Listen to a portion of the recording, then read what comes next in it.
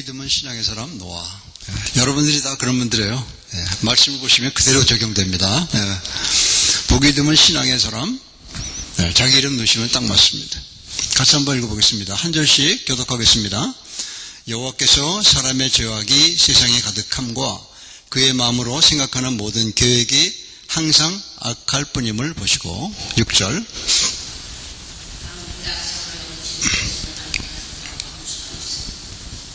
7절 이르시되 내가 창조한 사람을 내가 지면에서 쓸어버리되 사람으로부터 가축과 기는 것과 공중의 새까지 그리하리니 이는 내가 그것들을 지었음을 한탄함이라 하시니라. 8절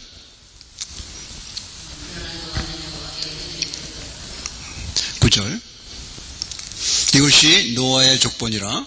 노아는 의인이요 당대의 완전한 자라. 그는 하나님과 동행하였으며. 같이 읽습니다. 10절 세 아들을 낳았으니 셈과 함과 야벳이라. 아멘. 이 주신 말씀이 조금 부담이 될 수가 있겠어요. 왜냐하면 하나님의 심판에 대한 말씀이기 때문에 그래요. 그러나 저희가 여기서 하나님의 심판과 함께 하나님의 소망을 발견하게 되는 것입니다. 하나님의 심판 속에서 역력하게 드러나고 있는 하나님의 소망이 노아라는 사람이었다는 것이죠. 그 세상이 아무리 험하고 아무리 엉망이 되더라도 믿는 저희들이 소망인 거예요. 우리가 하나님이 우리의 소망이지만 하나님을 소망으로 삼고 가다 보면 내가 하나님의 소망이 되는 겁니다. 멋지잖아요.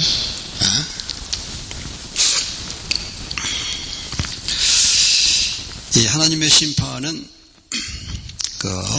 우리 속에서 그 당시뿐만 아니라 지금도 여전히 작동하고 있고 또 일상의 삶 속에서도 여전히 작동하고 있습니다. 그러니까 하나님의 심판은 끊임없이 우리의 삶 속에서 오는 것이고 그 하나님의 심판에 여전히 하나님은 우리에게 소망을 두고 계시는 거예요. 그 소망을 바라보고 걸어가는 저 여러분 되시기를 축원합니다. 유일한 소망이었죠. 그 당시에 온 땅이 그 당시 학자들 성경학자 추측에는 2억 되는 인구가 살았다고 해요. 그 당시에 2억. 굉장히 많은 인구가 살았죠. 그 당시에도. 지금이 한 30억 좀 넘어가니까. 근데 그 중에 오직 유일한 믿음의 갑옷 속에 나온 노아라는 사람, 그 사람이 유일하게 하나님의 그 소망으로 이 땅 가운데 살아갔던 사람이라는 것을 보게 되는 것입니다. 우리 심판을 이해하시면 이렇게 이해하시면 돼요. 철판 있죠, 철판. 차에도 철판이 있잖아요, 밖에. 근데 철판이 밖에서부터 안에까지 전부 다 싹 쓸이 다 녹슬어 버린 거는 쓰지 못합니다. 고칠 수가 없어요. 그죠?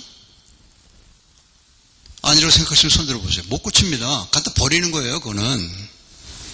그러나 철판이 녹슬어가는 도중에 아직도 생생한 철판이 아직 남아있으면 고칠 수가 있는 거예요. 차도 고칠 수 있습니다. 어렵잖아요. 녹슨 거 다 긁어내고 거기다가 필러라고 해갖고 그 바르고 빼바로 잘 밀고 페인트 칠하면은 새 차처럼 돼버립니다. 이게 하나님의 회복이란 거예요. 그 과정에서 하나님을 만난 사람들은 노아와 같이 그런 사람들은 하나님이 귀하게 쓰시는 영원히 기록된 이름으로 남게 되는 그러한 역사가 일어나게 되는 것입니다.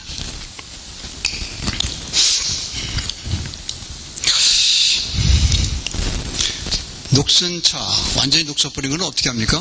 처분해버리죠. 갖다 버립니다. 그게 하나님의 심판이에요.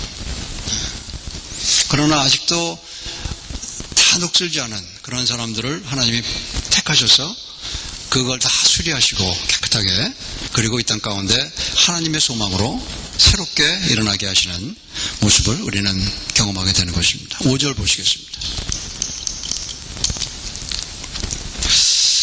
여기 5절에서는 하나님이 어떻게 그 당시의 세상을 보았었는가 하는 것이 잘 나와 있죠. 죄악이 세상에 가득함과 그 마음으로 생각하는 모든 계획이 항상 악할 뿐이라고 보셨다 그랬죠. 그러니까 하나님이 보시는 영역이 우리가 보는 영역과 많이 다르다는 걸 느낄 수 있겠죠? 우리는 외형을 봅니다. 외면을 봐요. 그러나 하나님은 외면보다도 이면을 보시는 거예요. 우리 눈에 보이지 않는 그런 부분을 보시는 분이 하나님이신 겁니다. 그러니까 우리 하나님 앞에서는 숨길 수 없는 거예요. 하나님 마늘이 여김받지 않으시는 분이신 것입니다. 이 마음이 굉장히 중요한 거예요. 한번 볼까요? 마음에 대해서. 예, 한번 읽어보겠습니다. 잠언서 4장 23절 시작.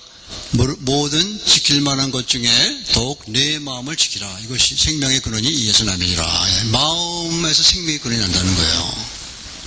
우리의 마음, 눈에 보이지 않는 마음이 아직도 건전하고 의롭고 슬기롭고 깨끗하고 하나님 경외하고 있으면 비록 우리의 외면은 노쇠하고 망가져간다 할지라도 소망이 있다는 겁니다. 근데 우리의 외면이 망가져가고 있는 가운데 이 이면에 눈에 안 보이는 그 이면의 세계가 부패해버리면은 소망은 끊어지고 마는 것입니다. 하나 더 볼까요? 레르미야서 17장 9절 같이 읽습니다. 시작. 만물보다 거짓되고 심히 부패한 것은 마음이라 누가 능히를 알려 말해. 우리 마음이 부패하면은요 소망이 없는 거예요. 교회가 부패하면 교회는 세상의 소망인데 교회가 부패하면 세상은 소망을 잃어버리는 겁니다. 또 교회 안에서 하나님 믿는 하나님의 사람들이 부패해버리면 그 교회의 소망은 끝나는 거예요. 소망이 없는 겁니다. 그렇게 되면 하나님이 버리시기 때문에 그래요. 이것이 하나님이 이 땅을 보시는 방식이었다는 거예요. 우리는 잠깐만 외면을 보죠. 외적으로 멋있는 차, 외적으로 멋있는 옷 이걸 봅니다.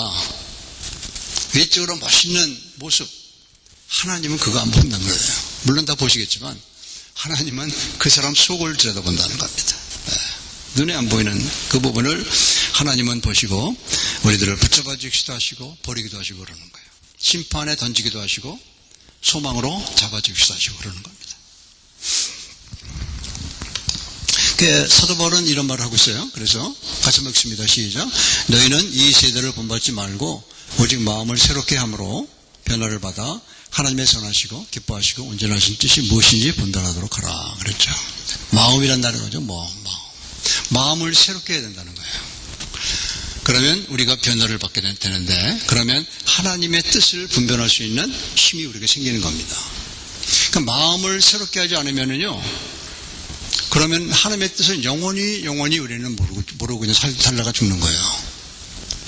그러나 우리가 지금 아직 생명이 붙어있는 지금 내 마음을 새롭게 하는 작업을 해야 된다는 것이죠. 그게 우리가 녹슨 철판을 갈아버리고 거기에다가 다 이게 요즘 그 퍼포머 같은 게 있어갖고 다 해주거든요. 그렇게 해서 새 걸로 만들어 새롭게 하면 그러면 우리가 하나님께 쓰임받는 삶을 살다가 거기에 우리 인생의 보람이 있거든요. 내 뜻을 아무리 잃어보려고 해보세요. 지난주에 말씀드린 대로 아무 소용없습니다. 거기에는 아무런 유익이 없는 거예요. 전도서 저자의 말로는 헛되다는 얘기가 그거거든요. 아무런 보람이 없고 그러나 우리가 하나님의 뜻을 조금이라도 이뤘다 거기에 우리 인생에 살맛나는 맛을 우리에게 하나님이 주신 겁니다. 6절 보시겠습니다. 여기 보시면 하나님께서 이 땅에 사람 주셨음을 한탄하셨단 말이 나오고 마음에 근심하시고 그랬죠. 여기도 하나님의 마음이 나옵니다. 하나님의 레비 똑같은 단어를 쓰고 있어요. 우리 인간의 마음과 하나님의 마음을 똑같이 쓰고 있어요. 왜? 우리는 하나님의 형상을 받고 이 땅에 지음받은 존재이기 때문에 그런 거예요. 하나님의 마음은 근심하시고 그랬는데 이 근심하시다는 단어는 조금 잘못 번역된 단어입니다. 이게 맞는지도 모르겠어요. 제가 감히 이거 번역하신 분들을 체크하는 거 그런데 원어로 보면요 이거는 아파했다는 얘기예요. 히브리 말로 보면 하나님이 아파하신다는 거예요. 사람들의 마음이 부패해갖고 완전히 그냥 쓸어버릴 정도가 돼서 쓰레기통에 갈 정도가 될 때 하나님이 굉장히 아파하신다는 거예요. 그러니까 저희가 하나님을 등지고 또 하나님을 말씀을 안 듣고 그렇게 내가 걸어가는 그 모습이 하나님은 아무것도 아닌 것처럼 우리가 느낄지 몰라도 실제로 하나님은 아파하신다는 거예요. 굉장히 아파하십니다. 한순간 한순간에 우리의 삶의 분별을 가지고 하나님의 뜻을 맞춰서 나를 맞춰가야 되는데 그러지 않으면 하나님이 굉장히 아파하시고 힘들어 하신다는 거예요. 그게 하나님의 사랑이죠. 우리가 이 땅에 살면서 하나님이 우리에게 주신 마음, 우리에게 주신 생명, 우리에게 주신 은사, 그 모든 것들을 하나님의 뜻대로 하나하나 만들어가는 그러한 삶을 살아가야지 차가 녹슬듯이 그걸 방치해두면 안 된다는 것이죠. 세상에 오염돼서 있는 것들을 우리가 씻겨내야지. 그래야 하나님이 우리를 기뻐하시고 우리의 기쁨이 되시는 하나님의 모습을 우리가 느낄 수 있게 되는 것입니다. 그러니까 하나님이 우리에게 주신 믿음이 있거든요. 하나님의 믿음이. 그래서 우리는 구원받은 겁니다. 내 믿음으로는 구원받을 수 없어요. 내 믿음으로는. 내가 만든 믿음이 아니란 거예요. 하나님의 구원은 하나님의 구원이 내게 와야 구원받을 수 있는데 그 믿음을 관리하는 건 내 책임이에요. 하나님이 주시는 건 하나님의 은혜로 주시는 건데 그걸 내가 관리해야 되는 거예요. 관리하지 않으면 녹이 쓰는 겁니다. 자꾸만 오염돼서 완전히 그냥 빵꾸 난다 그러죠. 그냥 뚫어버리면은 녹슨 게 그러면 그거는 버리게 되는 거예요. 우리도 버리잖아요. 막 쓰레기통에 버리는 게 뭡니까? 그런 거죠. 냄새 나는 것들 아닙니까? 다 오염 나는 것, 냄새, 악취 나는 것들 다 쓰레기통에 버리잖아요. 그러니까 우리가 하나님이 주신 하나님의 뜻을 마음 가운데 늘 귀하게 여기고 그 뜻에 나를 맞춰가는 삶을 통해서 우리는 하나님의 기쁨이 되고 또 하나님이 나의 기쁨이 되는 삶, 얼마나 기쁘고 승리를 맛보는 삶인지 모르게 되는 것입니다. 7절 보겠습니다. 말씀 읽습니다. 한 번 더 시작. 이르시되 내가 창조한 사람을 내가 지면에 쓸어버리되 사람으로부터 가축과 기는 것과 공중에서까지 그러하려니 이는 내가 그것을 지었음을 한탄함이라. 여기도 한탄한다는 말씀 나오시잖아요. 이 말씀은 한탄한다는 뜻인데 후회했다는 단어가 우리 개정개혁이죠. 개혁판에 후회했다는 말씀이 나옵니다. 똑같은 단어예요. 한탄하신 것과 후회하신 것과. 근데 이것이 수동형으로 되어 있거든요.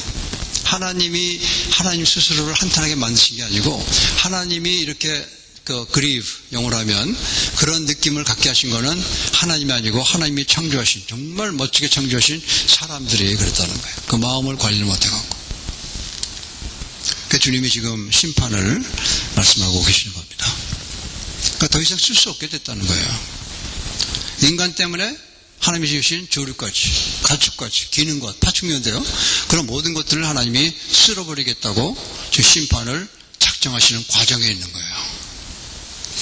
암울하죠. 다 끝나는 거니까 세상에.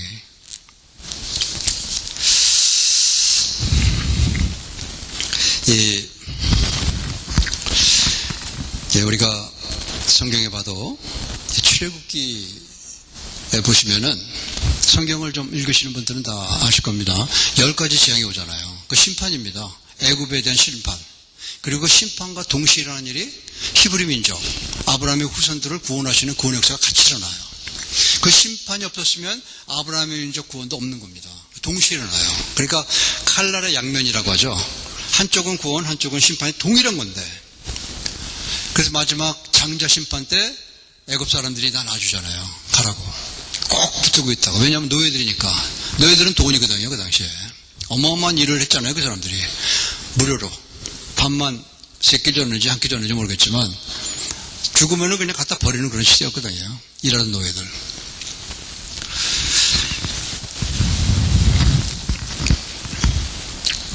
근데 출애굽기 반복되는 단어가 하나가 있어요. 그게 뭐냐면 하나님께서 바로의 마음을 완악하게 하셨다는 단어가 계속 반복됩니다. 바로가 하나님이 하시는 거 보고 마음이 흔들려요. 그래서 놔줬다가 가만히 생각해보면 손해거든요.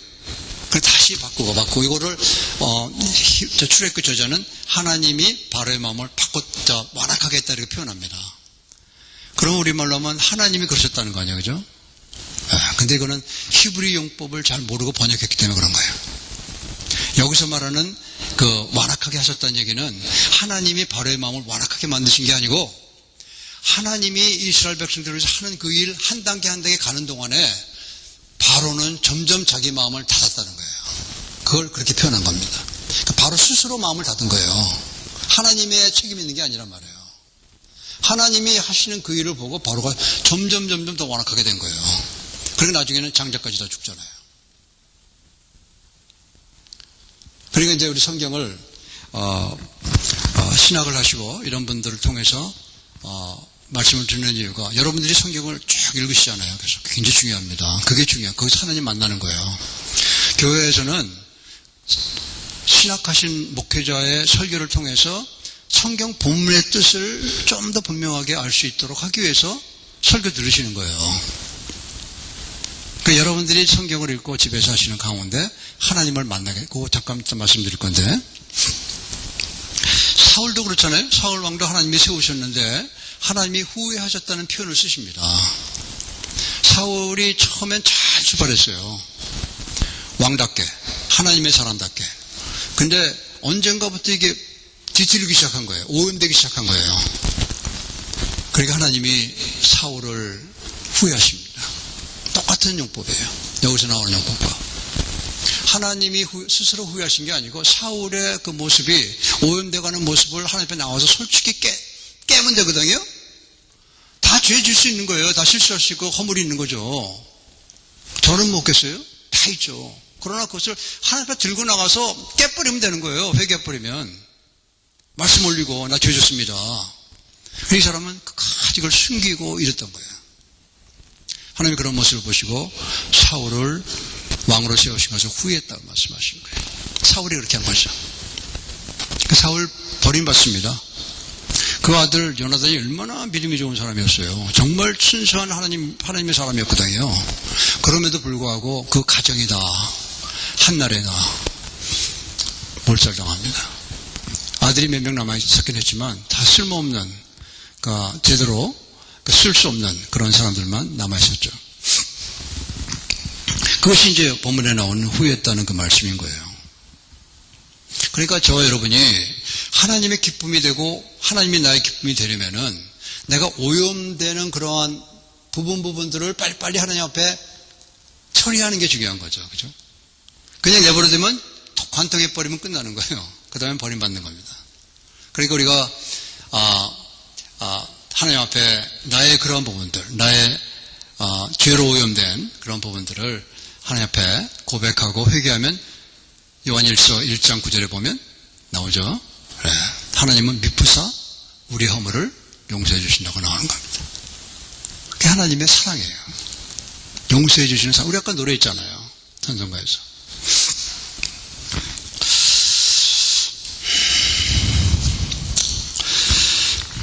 지금 이사야서 5장 2절에 보면 또 비슷한 얘기가 나오는데 이게 좀 어렵기 때문에 자꾸만 제가 성경에 있는 다른 부분을 갖고 말씀드리는 거예요. 5장 2절 한번 보겠습니다. 네. 같이 읽습니다. 시작. 땅을 파서 돌을 제하고 극상품 포도나무를 심어도다. 그 중에 망들을 세우고 그 안에 들풀을 팠도다. 좋은 포도 맺기를 바랐더니 들포도를 맺었도다. 네, 이 말씀. 그러니까 요즘이 끝물입니다.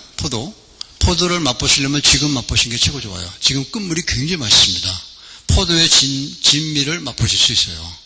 이제 9월, 오늘이 거의 마지막인데 10월 들어가면은 이제 그 포도의 진미를 맛볼 수 있는 시간이 지나게 됩니다. 근데 하나님께서 극상품 포도를 심었거든요. 분명히. 그리고 심기 전에 돌을 제하고 다 이렇게 경정이라고 그래요.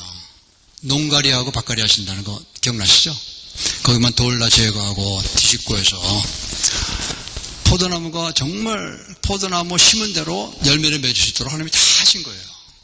그리고 망대 세웠다는 얘기는 이 동물들 들어오지 못하게 울타리 세우고 다 하신 거예요.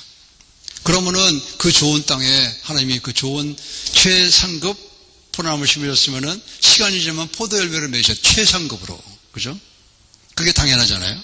근데 깨보니까 들포도를 맺었다는 거예요.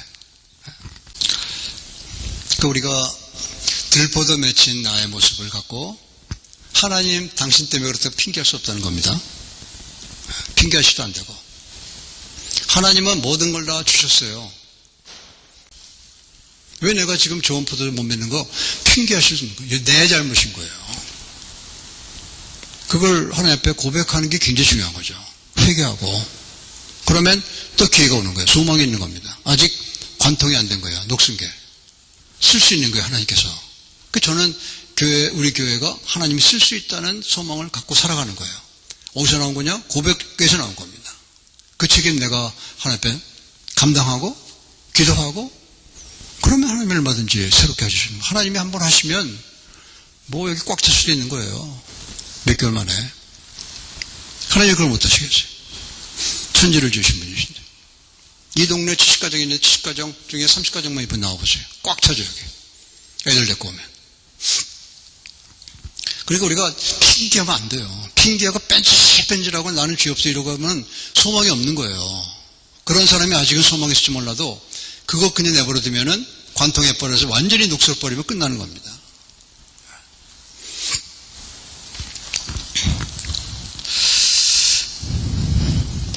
저는 하나님이 우리에게 주신 가장 귀한 것 중에 하나가 많이 주셨는데 귀한 것 중에 하나가 자유의지라고 생각을 해요. 그 자유의지가 어디서 나오냐면 창세기 2장 15절 16절에 나옵니다. 하나님 명령하실 때는 자유를 주신 거예요. 순종할 수 있는 자유를 주신 거예요. 불순종할 수 있는 자유를 주셨다는 거죠. 둘 중에 하나는 내 책임입니다. 내가 순종하면 하나님의 뜻대로 가는 것이고 하나님의 말씀에 불순종하면 아담과 하와처럼 쫓겨나는 거예요. 에덴에서.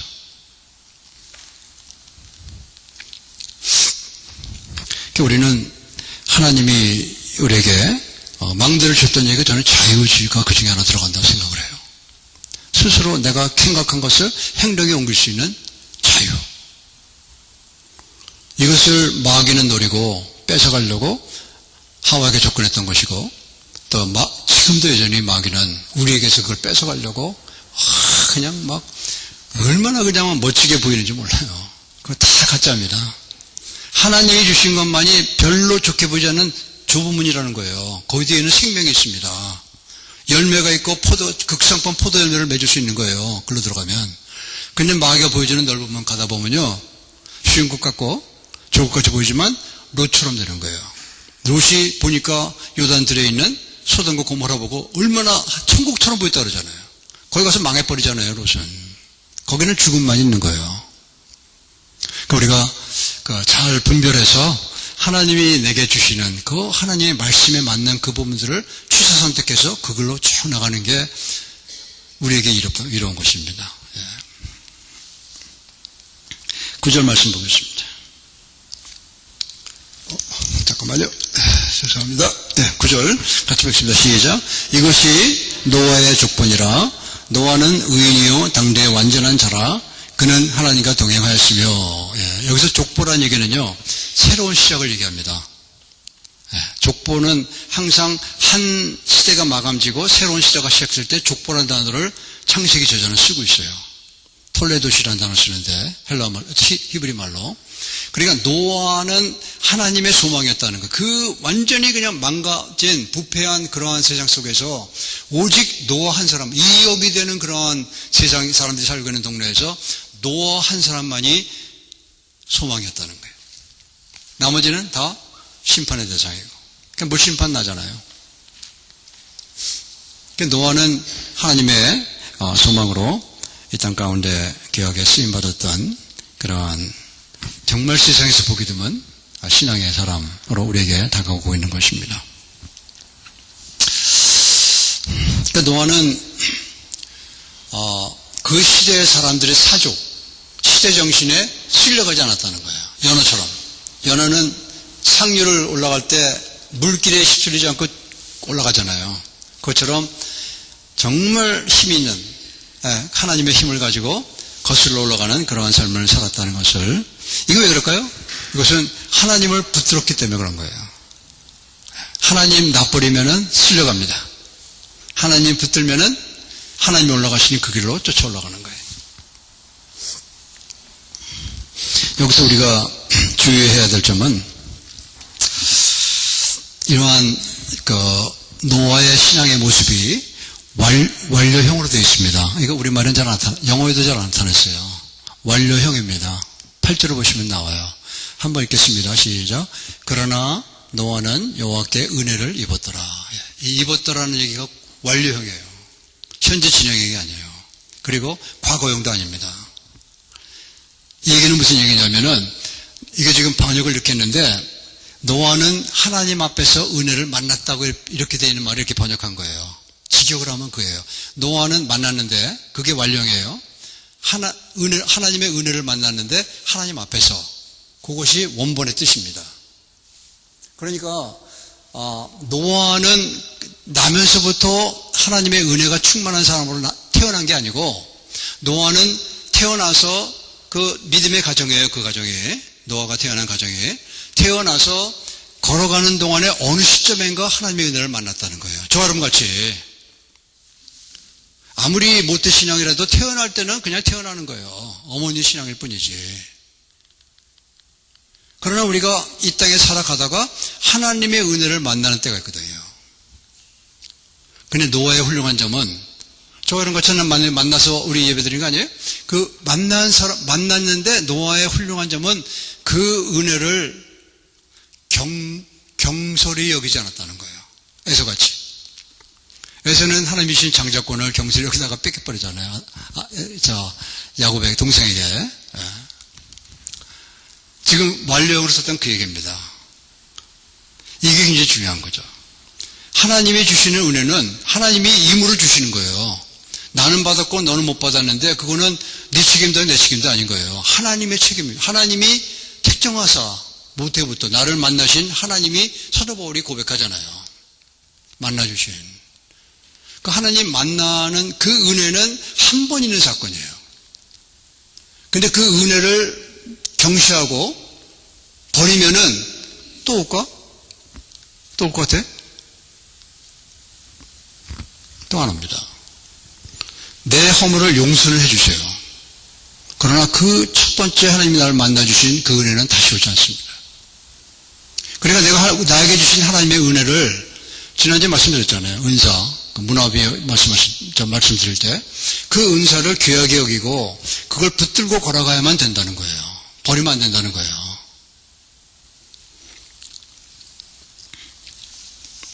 그렇기 때문에 그는 그 은혜를 붙들고 걸어가면서 그 시대 정신을 뛰어넘을 수 있었던 것입니다. 온 사람이 다 그 길로 가는데 그 사람은 하나님의 길로 갔다는 것이죠. 이런 사람을 우리는 보기 드문 신앙의 사람, 노아라고 우리가 부르게 되는 것이죠. 여러분, 한번 제가 말씀을 드리긴 할 텐데, 오늘은 아니지만, 노아란 뜻이 무슨 뜻인지 아시죠? 노아란 뜻은 사람 이름이지만 그 뜻이 다 있어요. 그 쉼이라는 뜻입니다. 쉰다는 뜻이 있어요.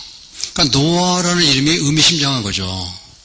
이 노아는 하나님의 은혜를 붙들고 걸어갔기 때문에 그 사람 속에 쉼이 있었다는 거예요. 여러분 아세요? 하나님의 중심을 잡고 걸어가는 사람에게는 하나님이 주시는 쉼이 있어요. 엄청난 일을 감당하더라도 이번에 유기성 목사처럼 막 그 굉장히 큰 일이었거든요. 그게 4번째 열린 겁니다. 550년 동안에. 그러니까 큰 일을 했는데 그러면서도 이렇게 보니까 텔레비로 보니까 마음에 쉼이 있더라고요. 그러니까 그런 큰 일을 해도 하나님의 중심 잡고 걸어가는 분에게는 쉼이 오는 거예요. 노아는 기도하면서 쉼을 누릴 수 있었습니다. 노아는 하나님 말씀을 읽고 묵상하면서 쉼을 누릴 수 있었습니다.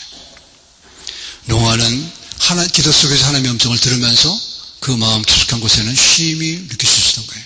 그 쉼이 흘러가는 삶을 살아갔던 사람이 노아라는 사람. 그 쉼은 인간이 주는 쉼이 아니고 하나님이 주시는 쉼인 거예요. 하나님의 쉼이죠. 다른 말로 하면. 제가 예배 시간에 많지 않은 성도님들이 모여서 예배하지만 그래도 어떻게 해서든지 통성기도를 끌어내려고 하는 이유가 거기 있는 거예요. 우리가 함께 통성기도 속에서 나의 아픔, 나의 어려움, 나의 나의 고통, 또 어떤 경우는 나의 크레딧, 자기 자랑하지 않고 내가 한 것이랄지라도 다 내려놓을 수 있는 곳이 예배 자리라는 것이 기도의 자리입니다. 우리는 통성에서 그걸 다 내려놓을 때 내 속에는 하나님의 쉼이 임하게 되는 거예요. 내가 굉장히 똑똑해서 뭐 만든 게 있는데 그거 자꾸만 생각해 보세요. 부담만 됩니다. 그 쉼을 못 줘요. 쉼은 그걸 내려놓을 때 하나님이 그 속에 쉼을 주시는 거예요. 하나님께 드릴 때. 그 말씀 보고 오늘 말씀 마치도록 하겠습니다. 네, 이거 한번 읽겠습니다. 베드로전서 5장 10절 같이 읽습니다. 시작. 너희 모든 염려를 다 주께 맡기라. 그가 너희를 돌보시리라. 여기 쉼이 있는 겁니다. 한 번 더 읽습니다. 하나 더. 이사야서 26장 3절 시작. 주께서 심지가 견고한 자를 평강에서 평강하도록 지키시리니 이는 그가 주를 신뢰함이라. 하나님을 신뢰한다고 맡긴다는 뜻이거든요. 그런 맡기는 사람에게 하나님의 쉼을 주시는 거예요. 평강이 흘러가는 겁니다. 하나님의 평강을 누리시고 싶으세요? 맡기세요. 하나님께. 기도하세요. 내 마음이 불안하세요? 내가 잠을 자야 되는데 잠을 못 주무세요? 그 모든 불안과 이런 걸 다 맡겨버리세요. 하나님께. 그래야 나는 하나님의 쉼을 누릴 수 있는 거예요. 그런 사람은요 4시간만 자도 말끔합니다. 하나님의 쉼이 있는 사람들은. 근데 하나님의 쉼이 없는 사람들은 12시간을 누워 있어도 깨끗하지가 못해요. 일어나면. 그게 참 복이죠. 그러니까 하나님의 쉼을 누리며 걸어갔던 노아의 모습을 우리가 마음껏 생각하면서 저와 여러분이 예배 속에서 재창조를 맛보시기 바라요.